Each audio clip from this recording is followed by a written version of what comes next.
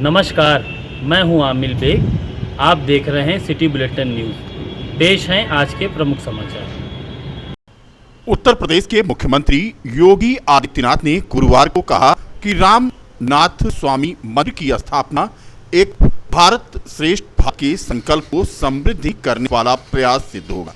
CM योगी ने गुरुवार को अपने अयोध्या दौरे की शुरुआत रामनाथ स्वामी मंदिर में आयोजित महाकुंभाभिषेक व प्राण प्रतिष्ठा समारोह में हिस्सा लेकर की। कार्यशाला में स्थापित इस दक्षिण भारतीय शैली के मंदिर में नव स्थापित महादेव के शिवलिंग का पूजन अर्चन करने के साथ ही सीएम योगी ने प्रदक्षिणा भी की। सीएम योगी ने रामनाथ स्वामी मंदिर की स्थापना को एक भारत श्रेष्ठ भारत के संकल्प को समृद्ध करने वाला प्रयास बताया। उन्होंने कहा कि राम स्वामी का कार्यशाला में विराजमान होना अत्यंत आनंद का क्षण है। उन्होंने कहा कि संपूर्ण भारत एक है, एक संकल्प के साथ आध्यात्मिक चेतना बढ़ी है। मौजूदा प्रयास भी इसमें एक कड़ी है।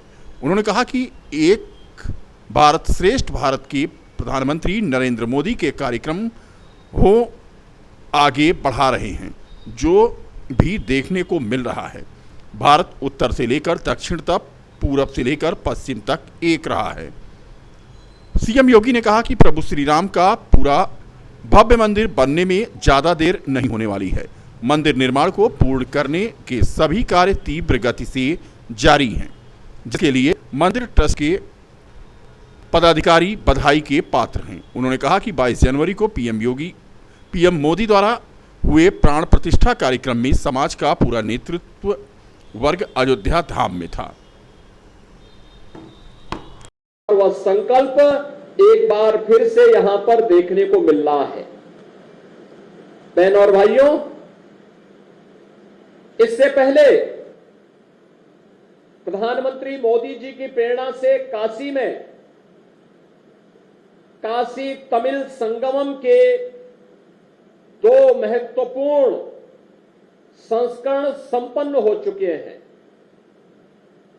काशी और तमिल दोनों एक दूसरे के साथ किस रूप में जुड़े हुए हैं, इसके बारे में वहां से आए हुए पूज्य संतों ने, विद्वानों ने और तमिलनाडु से आए हुए अनेक ऐसे महानुभावों ने इस संबंध को एक नई प्रगाढ़ता दी है।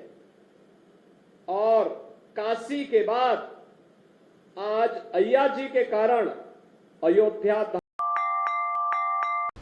भारतीय कम्युनिस्ट पार्टी के राज्यव्यापी आह्वान पर गुरुवार को न्याय दिवस मनाया गया। तहसील सदर पर एक दिवसीय धरना प्रदर्शन कर मांगों से संबंधित राष्ट्रपति को संबोधित ज्ञापन नगर मजिस्ट्रेट को सौंपा गया।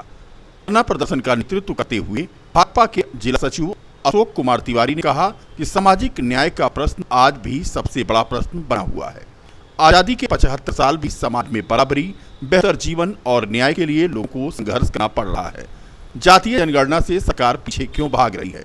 देश संसार पर पूंजीपतियों का कब्जा हो गया है। उन्होंने कहा कि विकास और बेहतर कानून व्यवस्था की बात करने वाली योगी सरकार में महिला अपराधों की बाढ़ आ गई है। इस सरकार में छोटी बच्चियों से लेकर महिला वकील तक सुरक्षित नहीं है। सरकार में अन्याय का राज चल रहा है, जिसके खिलाफ हम सबको लामबंद होकर लड़ना पड़ेगा।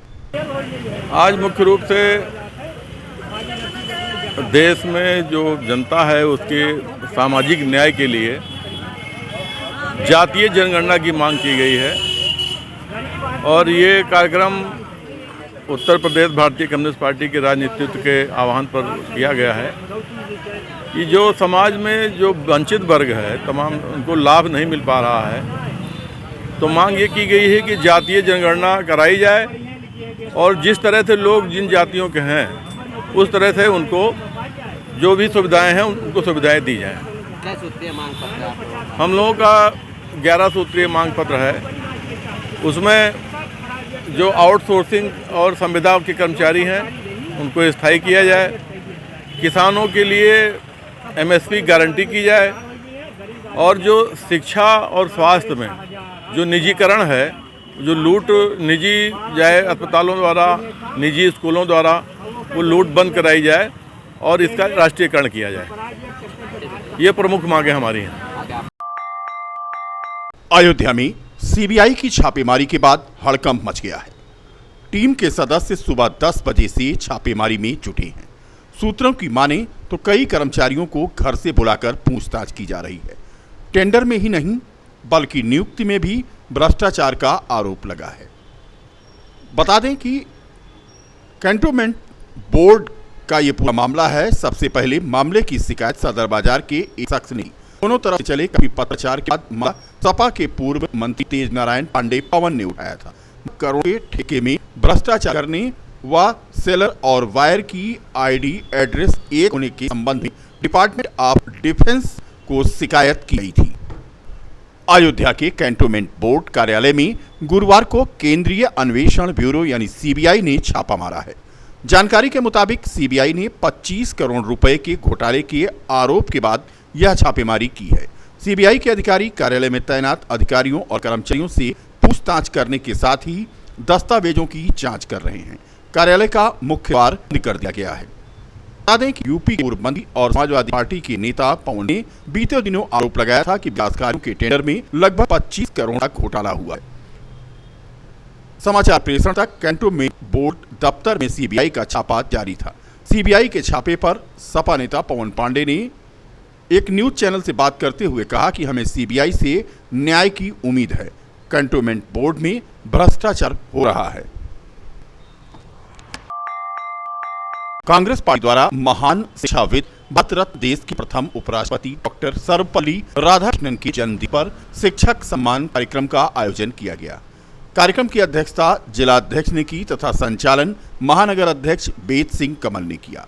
इस अवसर पर MLML इंटर कॉलेज के पूर्व प्रधानाचार्य अशोक कुमार तिवारी तथा राजेश कुमार पांडे को साल उड़ाकर सम्मानित किया गया। कार्यक्रम को संबोधित करते हुए पूर्व प्राचार्य अशोक तिवारी ने कहा कि शिक्षक एक घड़ी की तरह है जो नीचे से हाथ लगाकर ऊपर तक ले जाता है। कांग्रेस के नेताओं ने सर्वपल्ली डॉक्टर राधाकृष्णन को एक महान शिक्षक बताते हुए कहा कि उनके पढ़ाने का तरीका प्रभावशाली था और उनके रहन सहन का तरीका सरल था। कार्यक्रम में कांग्रेस के प्रवक्ता सुनील कृष्ण गौतम, पीसीसी सदस्य राजेंद्र प्रताप सिंह, पीसीसी सदस्य उग्रसेन मिश्रा, उमेश उपाध्याय, कविंद्र साहनी, रोहित यादव आदि मौजूद रहे। सर्वपल्ली राधाकृष्णन जी ये एक दार्शनिक थे, एक शिक्षाविद थे, भारत के उपराष्ट्रपति रहे। उनका जन्मदिन शिक्षक दिवस के रूप में मनाया जाता है। मैं कांग्रेस पार्टी ने सम्मानित किया है। मैं इस पार्टी को अपने शिक्षकों की तरफ से बधाई देता हूं। और मैं तो अब सेवानिवृत्त हो गया हूं। शिक्षक कभी सेवानिवृत्त नहीं होता। मैं भी अभी शिक्षकों की समस्याओं के लिए और छात्रों से जो मेरा लगाव है वो बराबर लगा रहता है। मैं सभी शिक्षकों से ये अपील करता हूँ कि जो है वो एक सर्वपल्ली राधाकृष्णन के पद चिन्हों पर चल करके समाज में अच्छी दिशा निर्देश दें। ऐसा वो वातावरण बनावे कि उनको भी जो है भारत के उच्च पदों तक वो सुशोभित हो करके अपना एवं भारत का नाम रोशन करें। क्या नाम बोलिए? अशोक कुमार त्रिपाठी। जिला पंचायत की बैठक में 40 करोड़ की 322 कार्य योजना को स्वीकृति दी गई। शहर के सिविल लाइन स्थित टांग बंगला सहित कई भवनों का जीर्णोद्धार किया जाएगा। जिला पंचायत सभागार में अध्यक्ष रोली सिंह की अध्यक्षता में जिला पंचायत की बैठक हुई।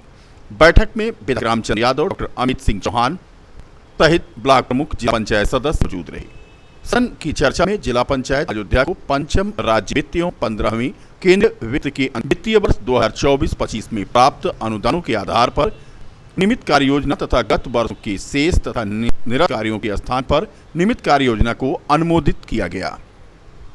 ये जिला पंचायत की रूटीन व्यवस्था है और 2024-25 के लिए जो विकास की योजनाएं हैं जिला पंचायत द्वारा ग्रामीण क्षेत्रों में विकास किया जाना है, उसी के परिप्रेक्ष्य में ये योजना की स्वीकृति के लिए बैठक थी। लगभग 45 करोड़ की योजना स्वीकृत है। पूरे जनपद में पूरा समग्र विकास हो सके, कोई भी क्षेत्र अछूता न रहे, इस दृष्टि से यह प्रयास किया गया है कि जनपद का हर कोना इस बजट में शामिल हो। और ये पूरा प्रयास मुझे लगता है सफल रहा, क्योंकि हमारे सभी माननीय सदस्यों की इस पर स्वीकृति रही। तो निश्चित ही ये हमारा जो बजट है और ये जो योजना है वो पूरे जिले के विकास को छूती हुई नजर आ रही है। और हम लोग का जो प्रयास है वो सफल रहा। इसके लिए मैं पूरे जिला पंचायत परिवार को बहुत बधाई देता हूँ, शुभकामनाएं देता हूँ। देखिए, ये माननीय मुख्यमंत्री जी की योजना है कि अयोध्या को सोलर सिटी के रूप में डेवलप किया जाए। तो अयोध्या जो भी परियोजनाएं हैं पहले वो शहर में लागू होती हैं, तो अयोध्या शहर में निश्चित ही ये परियोजना लागू हो चुकी। देखिए, आप सभी सरकारी विभागों में ऊपर सोलर पैनल लग गए हैं और उसका उपयोग हो रहा है। आगे ये योजना इसका विस्तार होगा, माननीय मुख्यमंत्री जी की जो इच्छा है उसके अनुरूप काम होगा। इसमें हम लोग भी जो कर पाएंगे हम लोग करेंगे। और हम लोगों ने भी एक प्रयास किया था, माननीय मुख्यमंत्री जी से निवेदन किया था कि ग्रामीण क्षेत्रों में भी सोलर लाइटें लगाई जाएँ। उन्होंने मौन स्वीकृति दी है। आगे जब वो योजना को पास करेंगे तो हम लोग उसको। प्राचीन हनुमान मंदिर के पुनर्स्थापना की सूचना पर श्रद्धालुओं में उल्लास छा गया। सुंदरकांड का आयोजन हुआ और सरकार की तारीफ। अयोध्या के सीतापुर नेत्र चिकित्सालय तिराहे पर प्राचीन हनुमान मंदिर है, जो रामपथ निर्माण के चौड़ीकरण के दौरान ध्वस्त कर दिया गया था। हिंदुस्तान भावनाओं को देखते हुए मंदिर की पुनर्स्थापना की अनुमति प्रशासन और शासन स्तर से प्रदान की। उक्त मंदिर का निर्माण सीतापुर नेत्र चिकित्सालय के ठीक सामने खाली पड़ी जमीन पर किया जाएगा। मंदिर के निर्माण की सूचना प्राप्त होते ही सैकड़ों की संख्या में हनुमान भक्तों द्वारा समिति के सदस्यों के द्वारा मंगलवार की रात सुंदरकांड पाठ का आयोजन कर प्रशासनिक अधिकारियों और मुख्यमंत्री को धन्यवाद दिया गया। इस मौके पर महंत राजू दास, बार के अध्यक्ष पारसनाथ पांडे, हिंदू महासभा के मनीष पांडे, अधिवक्ता राकेश वैद्य, अंकित वैद्य आदि मौजूद थे। बजरंग बली की कृपा से 1 महीने बाद हम लोग के सबके प्रयास से हम लोगों को ये जमीन जो है, खाली पड़ी जमीन, जिला प्रशासन द्वारा हम लोग को दिया गया है भगवान शिव हनुमान मंदिर बनवाने के लिए। और उसमें पहला चरण हम लोग का है, जो स्थापना का पहला चरण आज जो है सुंदरकांड है ना से शुरुआत हुआ है। और ये कम से कम 3-4 घंटा तक चला है और लोगों में जो जोश उत्साह देखा गया, ये क्या बताएं, काबिले तारीफ रहा। और हनुमानगढ़ी के महंत राजू दास महाराज और उनके 1-2 शिष्य पूरे 3 घंटा हम लोगों के इस सुंदरकांड में है ना बैठे रहे और सुनते रहे। और बहुत भव्य सुंदरकांड कथा जो है आज हुआ है। इसके बाद भंडारे का आयोजन किया गया है। भंडारे में हलवा है, चना है, आलू है, इस सब का वितरण किया गया। और प्रसाद तो खूब चढ़ा है, प्रसाद खूब